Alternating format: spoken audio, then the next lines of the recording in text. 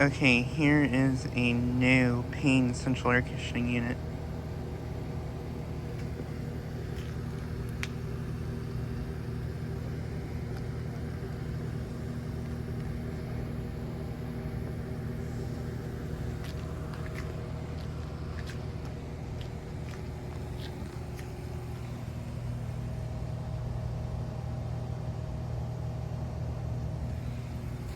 This unit's from 2021 and it's 1.5 ton.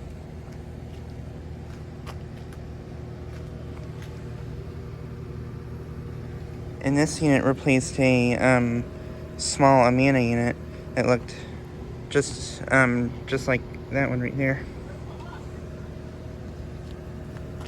And this unit was actually put in 2021, so it's actually been here for a couple years now, but I haven't gotten around to making a video of it really until now. But yeah, this is located at the chiropractor AC complex I filmed at.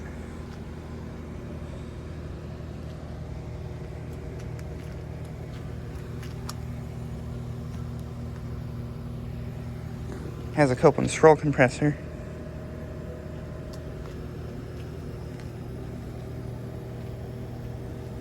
But yeah, just thought I'd make a quick video of this new unit.